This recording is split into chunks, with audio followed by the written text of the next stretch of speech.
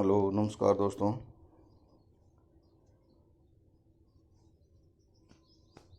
भारत के संवैधानिक विकास की अपनी यात्रा जारी है।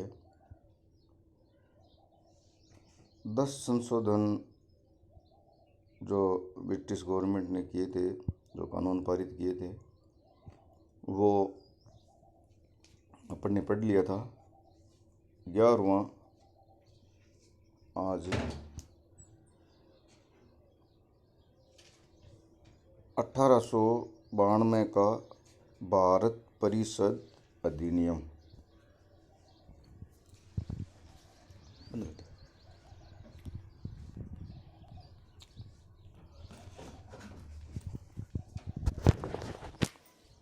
1892 का भारत परिषद अधिनियम। इसकी विशेषता नंबर 1, इस अधिनियम द्वारा निर्वाचन पद्धति की शुरुआत की गई। मतलब इलेक्शन में जो सिस्टम होता है उसकी शुरुआत इस अधिनियम से की गई थी। यह अप्रत्यक्ष निर्वाचन की पद्धति थी, मतलब डायरेक्ट चुनाव नहीं होते थे और निर्वाचित सदस्यों को मनोनीत की संज्ञा दी गई। 2 नंबर विशेषता, विधानमंडल के सदस्यों को 2 प्रकार की शक्तियां थी। पहली, बजट पर विचार करने का अधिकार, मतलब विधानमंडल के जो सदस्य थे वो बजट पर विचार विमर्श कर सकते थे। तथा 2 नंबर, सार्वजनिक हित के मामलों में 6 दिन पूर्व सूचना देकर प्रश्न पूछने का अधिकार। मतलब 6 दिन की पूर्व सूचना देकर सरकार से प्रश्न पूछा जा सकता था, परंतु पूरक प्रश्न पूछने का अधिकार नहीं था। मतलब सप्लीमेंट्री क्वेश्चन नहीं कर सकते थे। आपका एक प्रश्न है और उस प्रश्न का उत्तर दे दिया जाता था। तो इस अधिनियम में तो 2 ही विशेषता थी। अब 12 नंबर है 1909 का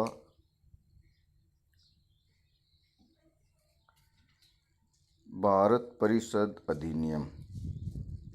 एक तो देखो इसमें इम्पोर्टेंट यही है कि इसका नाम पूछा जाता है। एक तो इसका नाम है 1909 का भारत परिषद अधिनियम और एक इसका दूसरा नाम है मार्ले मिंटो सुधार। मार्ले भारत सचिव था और मिंटो वायसराय था। अब ये 1909 का अधिनियम है, महत्वपूर्ण अधिनियम है। तो इस अधिनियम का उद्देश्य क्या था, ये अधिनियम क्यों लाया गया था? तो इसके 3 उद्देश्य थे मोटा मोटी। 1 नंबर, नरम दल को संतुष्ट करना। मतलब उस समय कांग्रेस 2 भागों में बंट गई थी, गर्म दल और नरम दल। नरम दल वाले अंग्रेज़ों की नीतियों में विश्वास रखते थे, तो एक तो इनको संतुष्ट करना। दूसरा उद्देश्य था नरम दल को गर्म दल से पृथक करना, मतलब इन दोनों में जो विभाजन था उसको और विभाजित किया जाए। और तीसरा था भारत की संवैधानिक प्रगति को रोकना। एक बात और याद रखना, मैंने ऊपर लिख दी है, ये अधिनियम तो 1909 का है लेकिन लागू 1910 में हुआ था। अब इसकी मुख्य मुख्य विशेषता है वो आप लिख लो। विशेषता नंबर 1, केंद्रीय विधान परिषद में सरकारी सदस्यों का बहुमत रखा गया,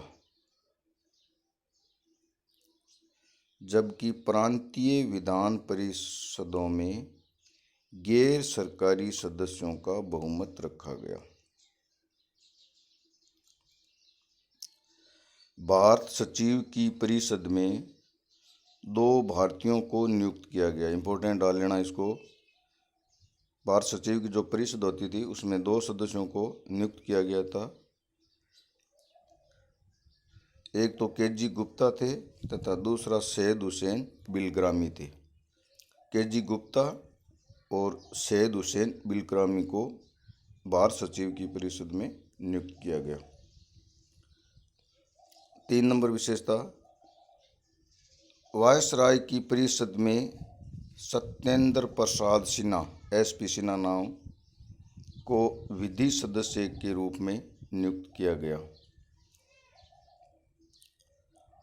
4 नंबर विशेषता, इस अधिनियम द्वारा जाति, वर्ग, धर्म आदि पर आधारित सांप्रदायिक निर्वाचन की व्यवस्था की गई,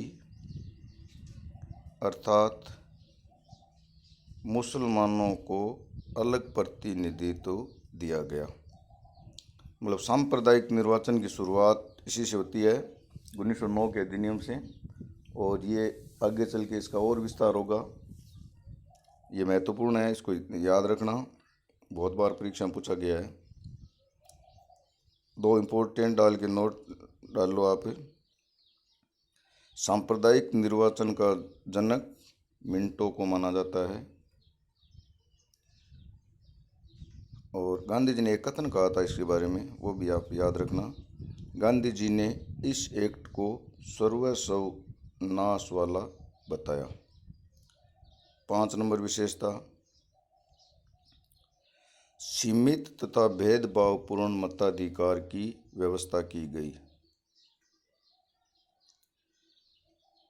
मतदान की योग्यता का आधार संपत्ति, कर या उपाधियां रखी गई। 6 नंबर, मुसलमानों को विशेष रियायतें दी गई। ये इस अधिनियम से हिंदू और मुसलमानों में एक दरार पैदा करने की साजिश थी। तो मुसलमानों को रियायतें दी गई, हिंदुओं की बजाय ज़्यादा। 7 नंबर विशेषता, गवर्नर जनरल गवर्नरों तथा उप गवर्नरों की अनुपस्थिति में, मतलब या तो गवर्नर जनरल या गवर्नर या उप गवर्नरों की अनुपस्थिति में सभापतित्व के लिए उपाध्यक्ष नियुक्त करने का अधिकार दिया। मतलब इनमें से अगर कोई अब्सेंस है तो एक उपाध्यक्ष को अपॉइंट किया गया जो सभापतित्व करेगा। 12 नंबर 1919 का भारत शासन अधिनियम। इसके भी 2 नाम है, ध्यान रखना। मॉन्टेग्यू चेम्सफोर्ड सुधार। मॉन्टेग्यू भारत सचिव थे, चेम्सफोर्ड वायसराय थे।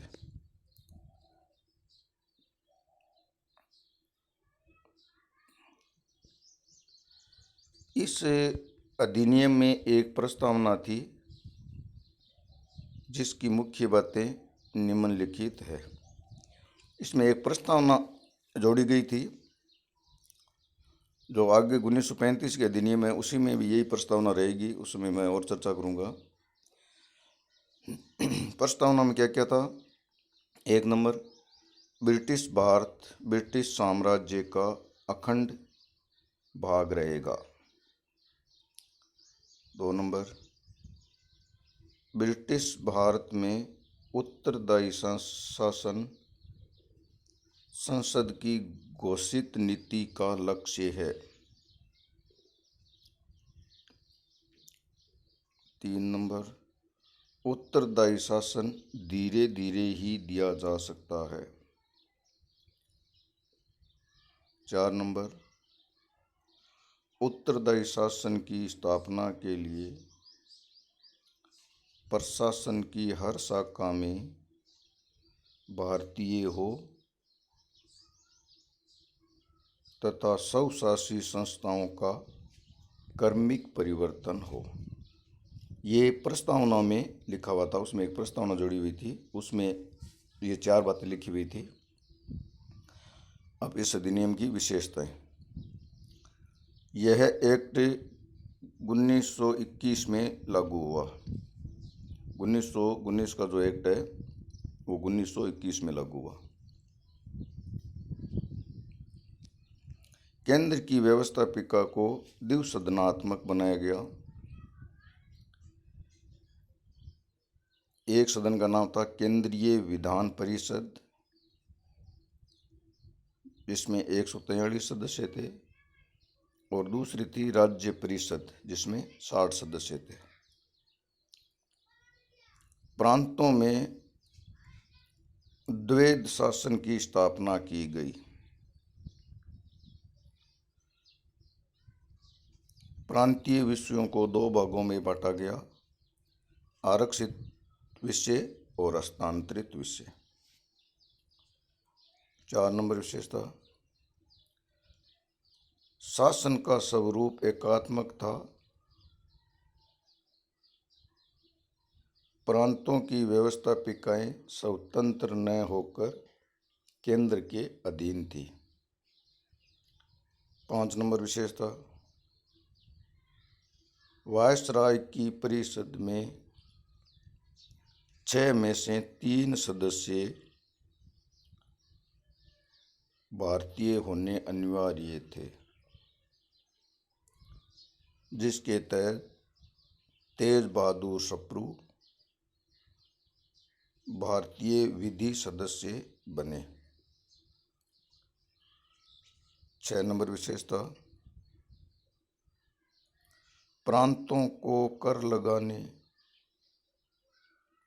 तथा ऋण लेने का अधिकार दिया, अर्थात विकेंद्रीकरण की शुरुआत हुई। इस अधिनियम से विकेंद्रीकरण की शुरुआत मानी जाती है। 7 नंबर विशेषता, केंद्र और प्रांतों के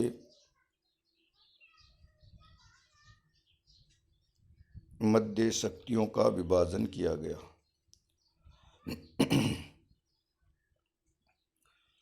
8 नंबर, भारत परिषद के गठन में परिवर्तन हुआ। इसमें कम से कम 6 तथा अधिक से अधिक 12 सदस्यों की नियुक्ति का प्रावधान रखा। सदस्यों का कार्यकाल 7 वर्ष से घटाकर 5 वर्ष कर दिया।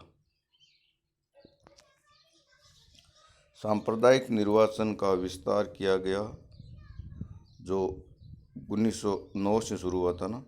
मुसलमानों के साथ 1909 के अधिनियम में मुसलमानों को प्रत्यक्ष मतदान का व्यवस्था की गई थी। अब उसमें विस्तार होता है।